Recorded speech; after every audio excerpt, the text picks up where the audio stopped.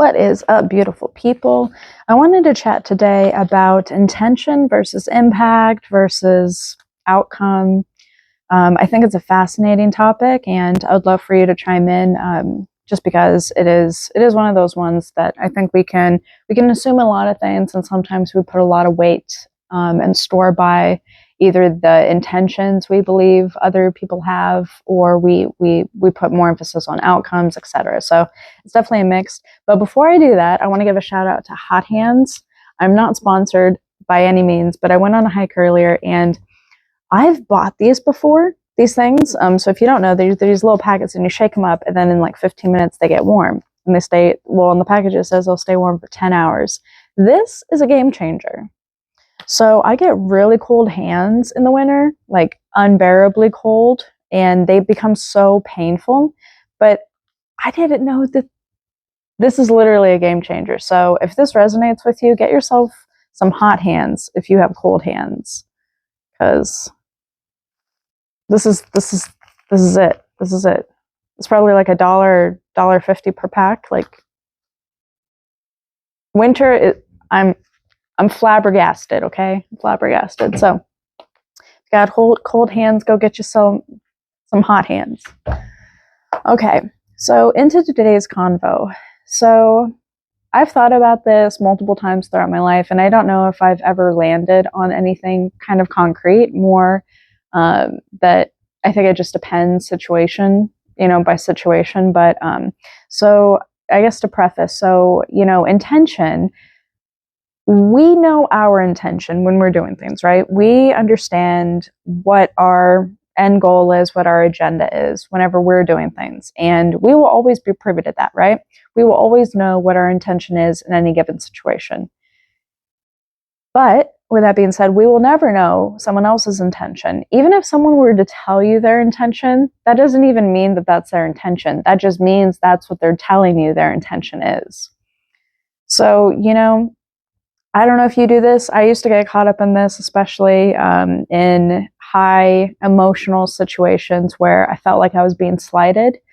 But I would do this thing, and I haven't done this for a while. I definitely haven't done it in the last 2 years, or not really. If I do anything like this, I kind of redirect, but you might relate to this. So have you ever felt like someone was intentionally trying to do something malicious or rude or to put you down, condescending, or something like that? And you're creating this story essentially in your head about how they're intending to do these things. And I laugh because, like I just said, we'll never actually know. So, I mean, you pick up whatever evidence you can, right? And you formulate these stories because that keeps us safe. Those stories, right? That's our ego at play. Building usually something, to make us the best person, right? And make the other person the villain. There's usually some sort of that going on, or you're just completely detached. But the thing about intention is, let's say someone did slight you and someone did hurt you, whether emotionally, whatever. That is the outcome, right? That is the impact of their action that their actions had on you, or their words, or whatever, right? But that's not necessarily the intention. So I think we can get kind of caught up in not really focusing, because our words really do matter, right? Our words influence our reality and how we interact with it. So we never really know intention. And if it is impact and we don't know someone's intention, then it kind of diffuses it, right? It brings it down, because if we're assuming someone's intention is to hurt us, slight us, whatever, we're going to come at them with an energy that is that is aligned with that, right? We're going to come at them as if they are doing these things intentionally, right? And that in itself can create more problems where there aren't problems to begin with.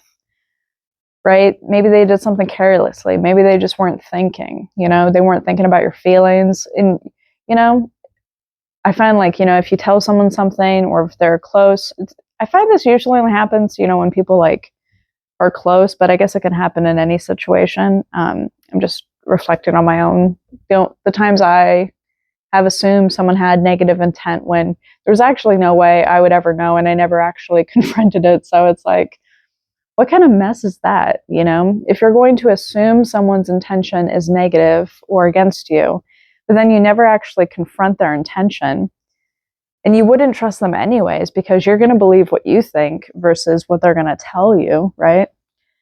It just creates such havoc.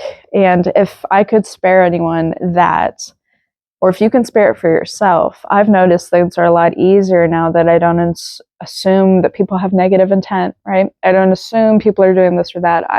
If I'm assuming anything, which I'm trying to get away from that entirely, but if I'm assuming anything, I'm assuming that they're ignorant, they're careless, they're thoughtless, right? I'm assuming these other things that put them in this like neutral place and doesn't create any stories that would negatively impact me or my worth or my value, right? Because sometimes when we create the story that, you know, someone's intending to hurt us, there's also a backstory that we deserve that, we aren't worthy, right? Or this or that. So it gets kind of jumbled. It becomes a way to iterate this belief story about us, but through someone else, and we're going through the intention. So I think it's fascinating. So if you have any situations that you can think of right now that, you know, you have this narrative where you just like have created the story, but you're kind of filling in the gaps, right?